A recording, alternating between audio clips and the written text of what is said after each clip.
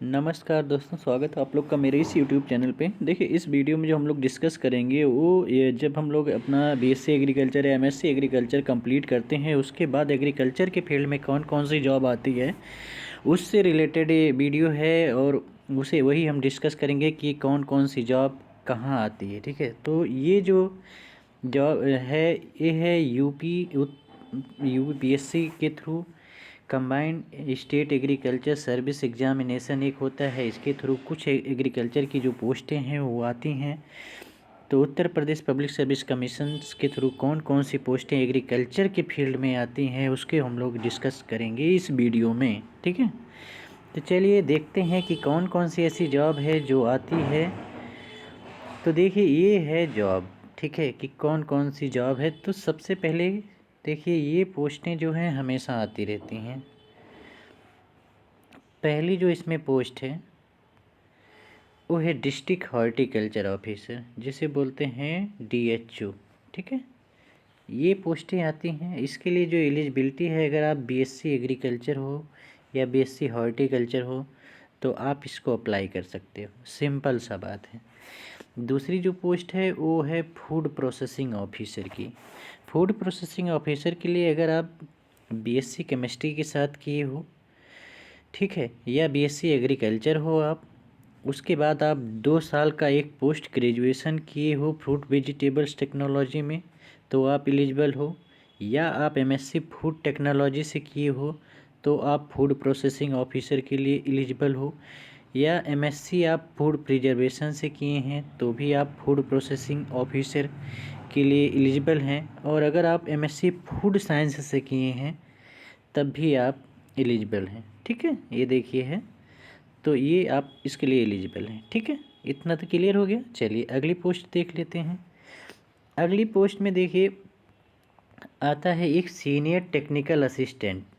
Senior technical assistant की job आती है। सीनियर टेक्निकल असिस्टेंट का जो ग्रेड पे है वो 4600 होता है। ठीक है, अच्छा खासा ग्रेड पे है।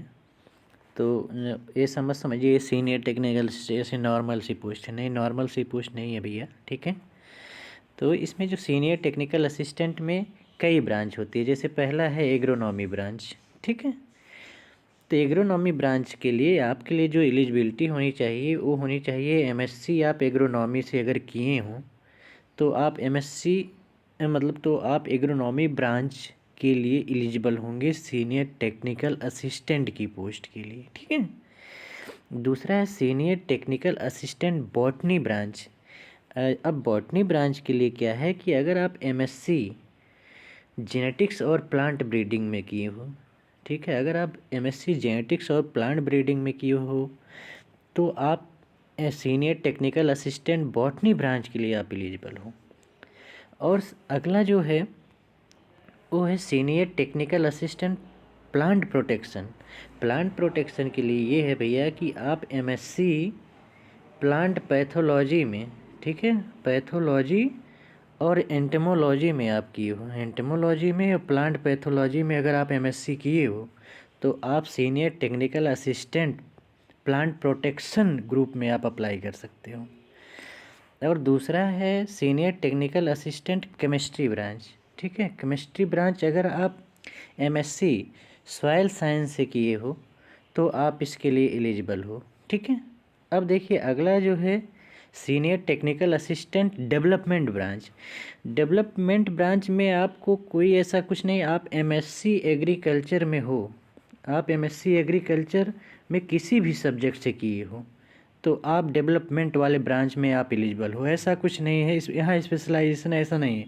बस आप एमएससी एग्रीकल्चर हो, किसी भी सब्जेक्ट से किए हो तो आप senior technical assistant development branch में अप्लाई कर सकते हो। ठीक है, जो इस बार जो पोस्टें इसमें आई हुई थी वो आई हुई थी एक मतलब 564 पोस्ट थी। ठीक है, 564 टोटल पोस्ट थी इसमें। और इसमें क्या होता कि अब इसमें क्या हुआ है, 2 एग्ज़ाम होते हैं। ठीक है, एक होता है प्री और एक होता है मेंस। ठीक है, सबसे पहले 2 एग्ज़ाम आप देंगे। प्री में 120 क्वेश्चन आते हैं। 120 क्वेश्चन में जो है 80 क्वेश्चन तो भैया जनरल एग्रीकल्चर के होते हैं, जनरल एग्रीकल्चर के, और जो 40 क्वेश्चन होते हैं ये जीएस होते हैं, ठीक है, जनरल स्टडी, सामान्य अध्ययन के। तो अगर 80 क्वेश्चन पे आप फोकस कर ले जाएंगे तब भी आपका सिलेक्शन सही हो जाएगा। और जीएस में 40 में 10-20 तो मार ही दोगे, टिक कर दोगे तो वो भी हो जाता है। बहुत सिंपल सा एग्ज़ाम होता है, कोई बहुत समस्या नहीं है। मेंस जो होता है, मेंस की अगर हम लोग बात करें तो इसके मेंस में क्या होता है कि 2 पार्ट होते हैं। एक तो देखिए, एक 100 नंबर का आता है, 100 नंबर का क्वेश्चन आएगा, जिसमें कि एक तो हिंदी के क्वेश्चन पूछे जाएंगे और एक यस से लिखना होगा, ठीक है। और दूसरा जो होगा ये 200 मार्क्स का होगा। इसी में दूसरा पेपर जो होगा इसमें आपके सब्जेक्ट से संबंधित पूछा जाए। जैसे मान लीजिए मैं प्लांट पैथोलॉजी से हूँ तो मुझे प्लांट पैथोलॉजी से रिलेटेड क्वेश्चन पूछे जाएंगे, ठीक है। और अगर ठीक है, और अगर मान लीजिए आप मतलब बॉटनी ब्रांच से हो तो ब्रीडिंग से रिलेटेड क्वेश्चन पूछे जाएंगे। अगर आप केमिस्ट्री ब्रांच से हो तो सॉइल साइंस के क्वेश्चन पूछे जाएंगे। ऐसे ही होता है, ठीक है। ये एक तो बातें हो गई, ऐसे एग्ज़ाम होता है, बहुत सिंपल सा एग्ज़ाम होता है, कोई समस्या नहीं है। अब देखिए जो डीएचओ हमने कहा, डीएचओ और फूड प्रोसेसिंग ऑफिसर, ठीक है, इसके लिए क्या होता है कि इंटरव्यू भी है, इंटरव्यू भी है, ठीक है। बाकी किसी भी पोस्ट के लिए इंटरव्यू नहीं है, केवल एक प्री एग्ज़ाम दीजिए, एक मेंस दीजिए, बात ख़त्म है, आपका फाइनल सिलेक्शन है, ठीक है। अब इसमें क्या है कि मैं 2 मेंस इसमें लिखा था, एक तो senior technical assistant plant protection वाला और senior technical assistant development branch वाला। ये 2 मेंस मैंने लिखा था। और अभी क्या है, इसका मेंस ही हुआ, अभी रिजल्ट तो आया नहीं है, तो देखते हैं आगे क्या होता है, ठीक है। तो कुल मिला जुला के बस मैं इतना बोलना चाहूँगा कि बहुत ही सिंपल एग्ज़ाम होता है। सिंपल से आप बस इतना समझ सकते हो कि इसमें क्या है, 564 पोस्टें थीं, ठीक है। और मेंस कितने लोग दिए, लगभग 1100 के करीब में, 1100 के करीब में लड़के जो है वो मेंस दिए हैं। अब आप अगर इसको देख लीजिए तो कितना है, एक सीट पे कितने लड़के हैं, 2 लड़के भी नहीं हैं। और सबसे बड़ी प्रॉब्लम क्या है पता है, जो ये मतलब ब्रांचें हैं स्पेशल जैसे प्रोटेक्शन ब्रांच, इसमें क्या है कि उतने भी एक सीट पे लगभग 1.5 लड़के हैं, ठीक है। तो समझ जाइए कि कंपटीशन बहुत कम होता है। अगर आप थोड़ा सा मतलब मेहनत करेंगे तो जो मेहनत करने वाले हैं उनके लिए कंपटीशन नहीं है, और जो लोग कुछ नहीं पढ़ने वाले हैं उनके लिए तो बहुत बड़ा कंपटीशन है, ठीक है।